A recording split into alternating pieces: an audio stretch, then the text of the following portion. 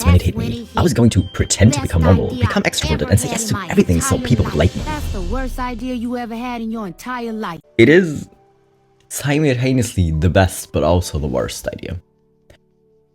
Like, in the short term, it's gonna save you a lot of trouble, but in the long term, it's gonna burn you out, so...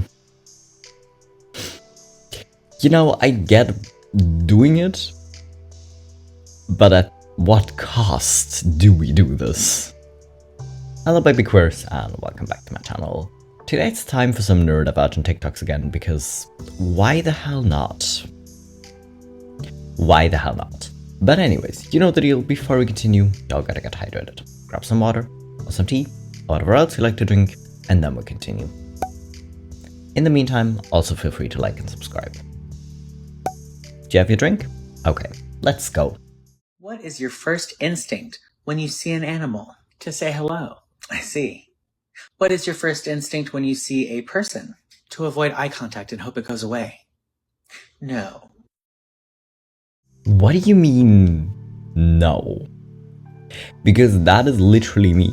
It's particularly bad when you see dogs, because usually there's the person walking the dog, and I look at the dog and it's like, oh, hi baby. What a cute doggo. And then I realize there's a person there. And they often look at me a little bit weird that I just baby voiced a random dog. Well, anyways, like with stray cats or just like cats that like go outdoors, sometimes it's not that bad because there's usually not a person right next to them. But dogs are a little weird because then you have the people. But I will do this with all sorts of animals. Crows? Definitely. Cats? Absolutely. If I see random squirrels or bunnies or whatever, same. But with bunnies and like birds specifically in a very, very small voice, so they don't get super scared and run away, you know? But with people, I try not to interact with like random strangers. I really try not to.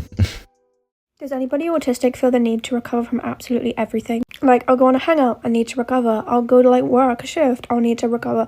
I'll go to the store, I need to recover. I could also travel, or I could be somewhere on my own, but I need to recover. It's like everything I do takes up so much energy, and I don't know if that's to do with masking, or maybe I'm just because I'm introverted, but like, I would need like about 3 to 5 business days of just resting on my bed and doing absolutely nothing else in order to like do something else.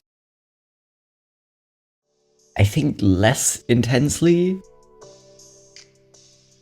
than someone like this person maybe, or someone who doesn't also have ADHD, because would I need to rest more and do absolutely nothing? Probably, because I'm constantly exhausted. But I have ADHD. I have a hard time just resting somewhere and not doing something, because in my head I'm just like, well, you could do so many things. You could do so many fun things. You could do like so many like stuff to take care of your apartment, and then I just have a hard time not doing anything, and then I'm just more exhausted afterwards. So would I actually need to listen to my body and actually take more time to recover and rest? Yes. Yes, but I'm not good at it. Okay. Are you kidding? That's unfair. She made those. I need to calm down. Everything's fine. Amanda. I'm an adult. Why has this happened so many times? That you put them on in the morning, like you put your socks on, because you have to put on socks to put on shoes, because otherwise the shoes just feel so much worse than socks do usually. And your socks are feeling fine. Like it's okay. They're sitting correctly for like 2 seconds, and then you put on your shoes and you go about your day and you try to ignore that you can constantly feel them and that they're constantly like rubbing your feet the wrong way, and you try to ignore it. And then you're suddenly in a really bad mood and you forgot why. Because you spent like the entire morning trying to ignore it. Unfortunately, if you are in public or at work, you cannot just simply take off your socks. That's kind of an issue. But I'm telling you, the amount of times I've put on like a shirt that I got from someone else, or that I got new and forgot to cut the tags out before washing, and I just put it on and I could feel it. I'm just like, no, I'm sure it's just like right now. I know it isn't right now. I know I will feel it all like. But anyways, I was like, well, I'm sure it's fine. Like, it'll shift around and I won't be able to feel it anymore. And then either take the shirt off at work, or if it's a t-shirt, hand scissors to someone else and ask them to cut the tag out because it's driving me insane. Yeah. More times than I can count, really. Brace yourself, because this might change how you think about everything. I'm Dasha, I'm an autistic autism assessor, and I'm about to tell you something shocking about neurotypicals. That is going to put your likely autistic experience into perspective. Neurotypicals don't need alone time. It's nice every now and then, but they could survive without it. Something I do for fun these days is I ask neurotypicals questions, because I just can't believe their experience. And this is a question I ask. I say, hey, if you didn't have any alone time for a long time, say like 2 weeks, for 2 weeks you were around people all of the time, how would you feel from when you get up to when you go to sleep at night? What I get back is, I mean, yeah, that's fine. Like, it'd be good to do something for myself at some point. That's all right, I guess. Alone time is just not something that they need. I don't know how many other ways I can possibly say that. And before the "but introverts" comments come along, I have an introversion versus autism webinar coming up, so let me know if you want in on that. I can't tell you the number of times I've come across introverts who are actually just autistic and have been missed because of their high masking on non-stereotypical experiences. Now hit follow for more of this goodness, and I will see you next vid. Okay, first of all, I know starting with part 3 seems really wrong. I included part 1 and 2 in my last neurodivergent TikTok video, by the way. So if you haven't seen that and you want to, go check that out. But this being said, how many autistics, before realizing they're autistic, thought they were introverted? Probably all, if not most of us. Again, if you have it like combined with ADHD, it might have flown under the radar even more, but I think introverts, like, I know autistic people love parallel play as a form to connect with someone really, but it doesn't count as alone time. I feel like if you take someone who's literally just introverted and like stick them in a room with someone else and just be like, here, read your book, be on your phone, play games, or like do gaming, and the other person's just gonna be there and do something else. For them, because they don't have to actually interact with said other person, it would still be like recharging socially for them. At least a little, right? Because the other person might like say a few words, you know, but that would probably for a lot of introverts already be enough to recover from social interactions. If that seems like you're like a thing you are gonna need to recover from, you might not just be introverted. Here's one little test to see if you could be autistic. I want you to tell me, what do you see in your head or feel in your body? What happens for you when you hear the following phrases? Bite the bullet like a bull in a china shop. Break the ice. Let the cat out of the bag. Barking up the wrong tree. Throw in the towel. Put all your eggs in one basket. Kill 2 birds with 1 stone. Ball is in your court. It takes 2 to tango. Not my circus. Not my monkeys. Feel someone's thunder. Got you under my skin. Burn the midnight oil. Raining cats and dogs. Enough room to swing a cat. How do you feel about that, bro? Caught between a rock and a hard place. Spill the beans. Hit the nail on the head. Devil's advocate. Off the hook. Put a sock in it. Sweating like a pig. A bee in your bonnet. Don't throw the baby out with the bathwater. A wolf in sheep's clothing. Throwing a spanner in the works. Walking on eggshells. Needle in the haystack. Many autistic people visualize phrases and idioms in their head. They have a literal interpretation of language. You might be thinking right now, yeah, but doesn't everybody do that? No, they don't. Well, I mean, a lot of us in the autistic community do. Like me, for example. When I heard the phrase, enough room to swing a cat, I mean, I have a cat. It was not a pleasant visual. Poor Charlie. I'm sorry for what happened to you in my head. I got you under my skin. That one, I can't even, it's like a horror movie for me. Best thing since sliced bread. I love that one because bread is delicious. And I visualize bread that is so fresh that the slice on the end is like folding over onto itself.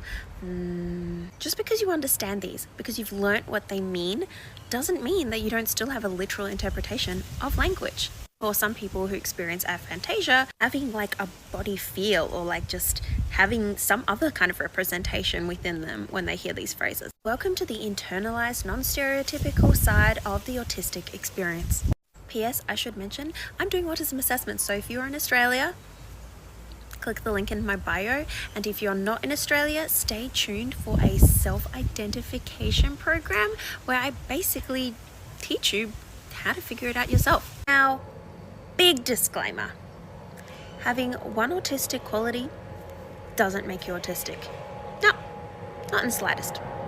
And having many autistic qualities, I mean, but also not having a particular quality that other autistics do doesn't make you not autistic.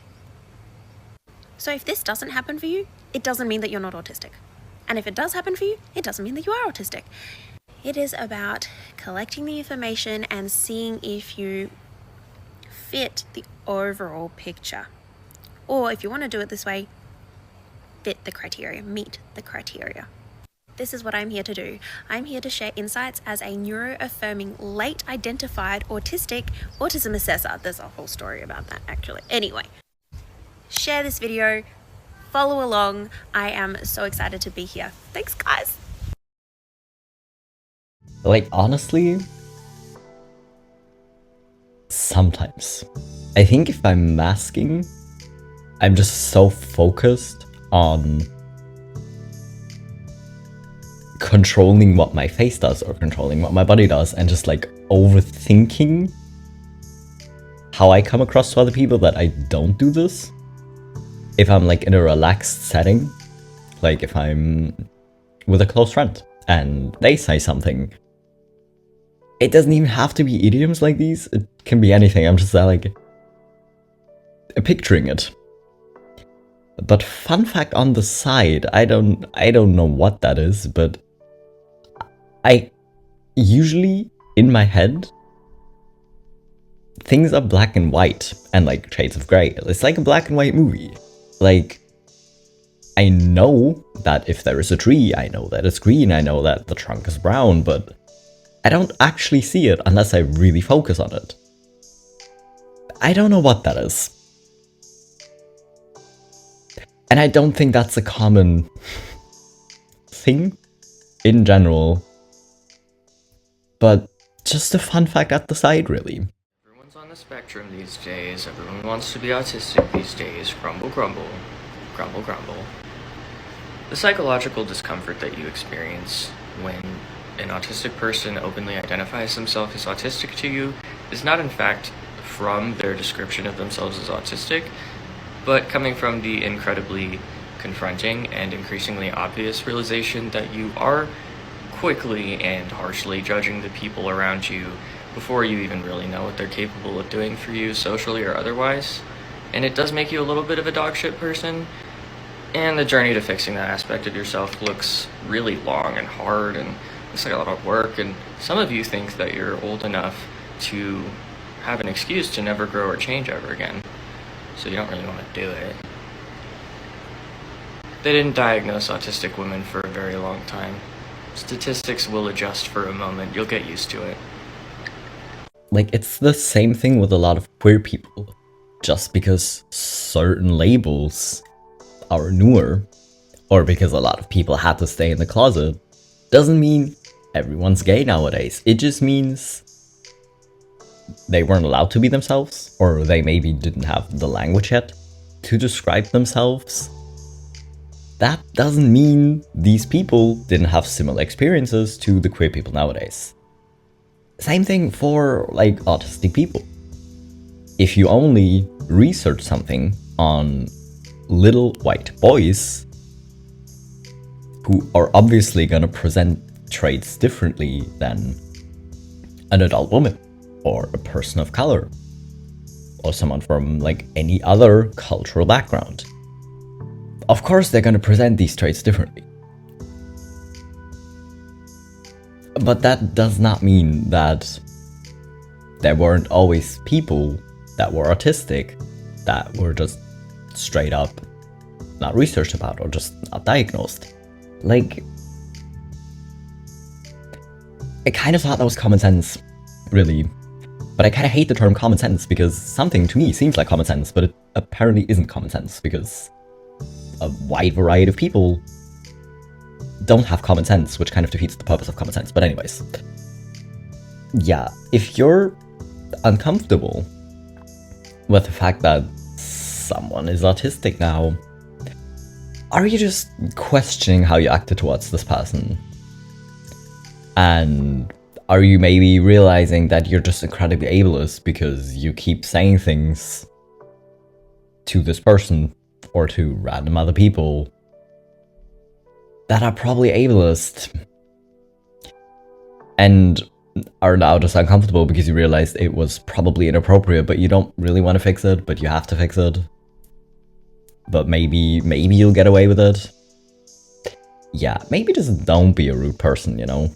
Someone in the system decided our hair was bothering them at like 11 p.m. And decided to baby the absolute hell out of our bangs. I'm not mad about it. I just wasn't ready when I woke up this morning. So for anyone who's ever asked how our system collectively decides what we're doing for haircuts, we often don't. Hair is one of those things that we have decided as a system is non-permanent enough that if somebody wants to do something drastic to our body, they can go for the hair.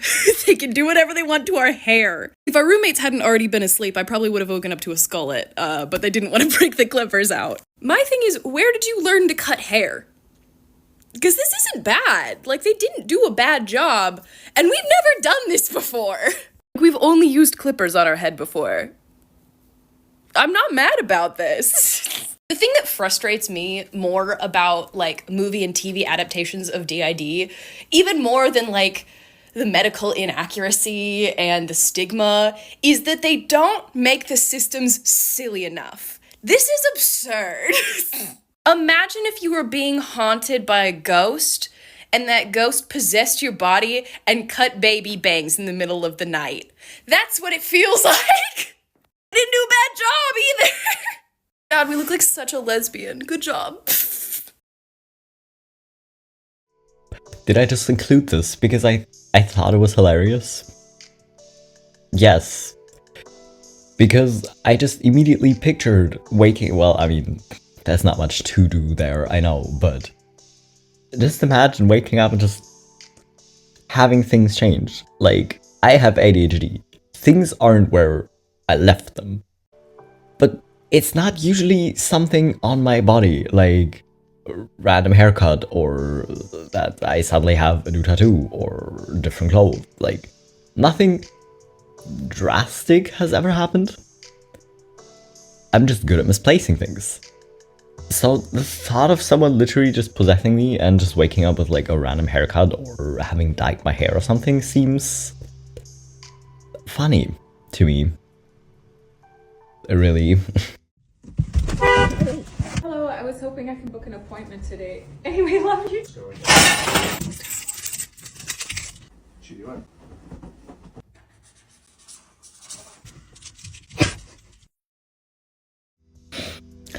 How many autistic people relate to this? But then again, how many autistic people probably would qualify for an anxiety diagnosis? Because being around people is a special type of hell. Like, I've heard a lot of like even neurotypical people say this at work, that they can't type when someone's watching, that as soon as someone's like sitting next to them, they can't type properly anymore, they make more typos. But usually for a lot of people it doesn't go that far beyond it, right? They're not suddenly super aware of what they're doing and then suddenly are capable of doing it. But I cannot think with people around. If someone's like standing in the kitchen and talking to me while I'm trying to like prep food or something, it will take like double as long because I keep forgetting what I meant to do as the next step and then just realizing, oh, I forgot to add this, or I took the milk out of the fridge and it's just sitting there, but I meant to do something with it. Well, what did I mean to do? Because I'm probably already trying to do like 3 or 4 things at once. Like, I'm not just making one dish for dinner, I'm also like prepping breakfast for the next day or something. And then it's just like a whole mess if someone is there, because I'm just like, my brain just freezes and I forget how to do things and I will probably drop things more often. So please don't. Please don't. But then again, my roommate knows this. And they're also neurodivergent, so they usually understand it. And they're just like, you know what, I'll be in that room if you need me, you know, but I'm just gonna leave. Which is great, really. Remember to take your autistics to the beach. It's like watering plants. You gotta let them hunt for shiny rocks. Right, honey? Shiny rocks? Yep. I kind of have a love-hate relationship with beaches. Because hunting for shiny rocks or pretty shells, yes. The risk of getting sand in your shoes or between your toes, maybe not so much. Maybe really not so much. So it's a little... Also wind. Like, I think now that I don't have hair anymore, the wind might not be so strange, because if you have long hair and then there's wind and you try to tie it together, but there's suddenly a loose strand and it's just flying in your face every 2 seconds. No. I think now I could feel the wind in my hair because it's long enough for that, really, but I think it wouldn't be that bad because I think it sometimes actually feels kind of nice with hair this short. You know, so yes, but also no, but also really yes. Here are some more social rules that I'll literally never understand. So first is knowing when to stop talking. If you want me to stop talking, then just tell me. Like, am I supposed to just magically figure it out? No. Anyway, next are unspoken rules. Like, you can't expect me to follow rules you're not going to tell me about. You know what I think of your rules? I don't even. Anyway, finally is social hierarchy. Don't act like you're more than just another person that does stuff and shit. You know, I'm going to treat you the exact same as everyone else because I want to. Okay, this last point I'm just gonna talk about first because I came across this TikTok the same day. I literally was thinking about this at work. I went to the office yesterday and I saw like a cleaning lady and she was like mopping the floors. And I just remembered when I first learned about treat like cleaning staff the same way you would treat CEOs, as like a rule. And I was like, why do you need a rule about that? Like, that's a person. Like, why wouldn't you like treat them both with like basic human kindness, really? Like, why wouldn't you? And I was so confused about that as a child, and I honestly still am. Because I don't get why people come across so arrogant, because they're like in upper management or the CEO, and they're just like, they seem super arrogant. And I don't get why. Like, you're literally just another person doing stuff. And chances are, management does a lot less, really. Like, I'm not saying they're not doing important things. I'm just saying they usually do a lot less than the actual, like, workers. So, you know, why are you sitting there all arrogantly? I don't get it. I really don't. And also, the stop talking one, I'm usually like too conscious of it and just don't really talk that much around people. But I kind of get not understanding it. And like, why unspoken rules? What? If you're not gonna speak about them, who's gonna know about them? But the answer is apparently everyone except for you. But you know, if you're not gonna tell me about it, you can't be upset if I acted wrong, really. Like, that doesn't really work. I went to an event last night that the organisers said online specifically, like, the organisers specifically put on accessible events. And I'm very used to when people say that, they mean that people in wheelchairs and other disabled people, like physically disabled people, will be able to get into the venue. And whether they can actually explore the whole venue or get to the toilet or get to the bar or whatever else is a whole nother thing once they're in. But it's very much aimed at people with physical disabilities. And like, good. I do think people with physical disabilities should be able to access events as well. Please leave my iPod on low notice. But I'm autistic, so it makes very little difference to me personally. You know, I want it to be there, I think it should be, but I'm not actually affected whether there's a step or not. So I didn't think that much of it. And then I arrived and I went in, I was like, here's my ticket. And I obviously like looked a bit anxious and awkward because I'm a bit awkward and I was anxious. And the person that was like, I think the event organiser, to be fair, asked if I'd been before, and I was like, no, I have not, I'm quite nervous. And they just took a few minutes to have like a fairly brief little chat with me to explain how the night was going to go, how the acts were going to be like put on, like who was going first, who's coming next, how long each bit's going to last, when the interval's going to be. Gave me the like the bars over there, they serve this kind of thing. I'll be sat over here with my friends and family if you want someone to sit with, but obviously sit wherever you want. Like, it was very simple, it was very informal, and it gave me a full rundown of the night. It gave me people to go and talk to if I need someone to talk to. It just, all of the, oh no, what about this, what about that, how's this going to be? All of the parts that get really stressful for me as an autistic person, just literally, I walked through the door and they were taken away. It was so, so nice. And it's the kind of thing where, like, I don't expect anything to be, like, specifically catered towards me as an autistic person, but it's really, really nice to see someone using the term accessible and actually trying to make it accessible to as many people as possible, you know? Like, I immediately noticed, like, there's no big step to get in. It's a ramp to go up. Like, the actual venue was accessible in the way of, like, someone who's using a wheelchair would be comfortable enough there, which is very, very important. That's way more important than, like, making me comfortable, you know? But it's really, really nice that that was still considered. And there was, like, very much the vibe as well of, like, I had that conversation with her because I wanted it, you know? I was anxious, I was nervous, I was a bit like, I don't know who I'm going to be talking to, I don't know who, like, where to sit, I don't know the venue, I don't know what I'm doing, I just want to have a nice night. It was very much a welcome conversation. If I'd been in a position where I didn't want a conversation, if I'd been going with friends and was, like, a bit more comfortable and just wanted to get in and get started, I don't think she would have done it, you know? Like, it's the kind of thing that's, like, they're catering to people in a way that is just very easy and doesn't take an awful lot of effort, but did make it a way more just enjoyable and pleasant night for me than it would have been if she hadn't done that, you know? Like, it was good performances and I enjoyed it. I still would have had a good time if she hadn't done that, but just that tiny little conversation at the start made the entire night so much nicer for me, and I really wish more places would think to do that. Yeah, I think a lot of people take accessibility very literal. Like, this person said, like, oh yeah, there's a ramp, if you use a wheelchair you can still get it, which is great, it's important and you should be paying attention to that, but that's not really where accessibility ends. But I feel like people often forget about, like, invisible disabilities, because you can't look at a person and be like, no, they look autistic. You can't really do that.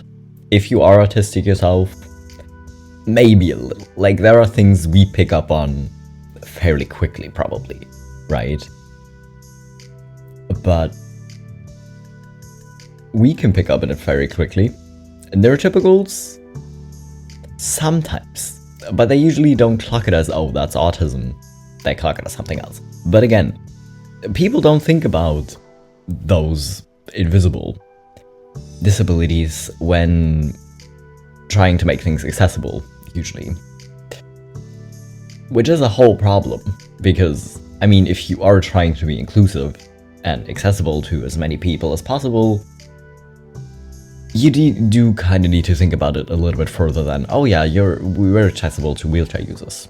Because that's kind of like a great first step, but it really doesn't end there.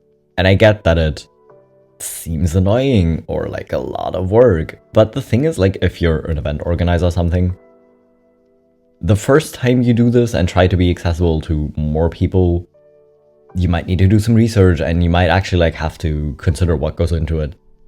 But it's gonna become so much easier the more times you do this, right? Because you just gotta have like basic things you're just gonna apply to every event. So yeah, at first it's more work, but is that really a reason not to try to be inclusive to more people, really? Anyways, that was all the TikToks for today. I hope you enjoyed them. I hope you potentially feel a little bit called out if you don't already have your diagnoses. And yes, if you self-diagnosed, that's incredibly valid and I'm not gonna come for it. You know, maybe you're just watching this for fun, maybe you're watching it because you're not sure. Either way, I hope you enjoyed it. I hope you're hydrated. If not, maybe consider drinking something now. And I'll be back in a few days with my next video.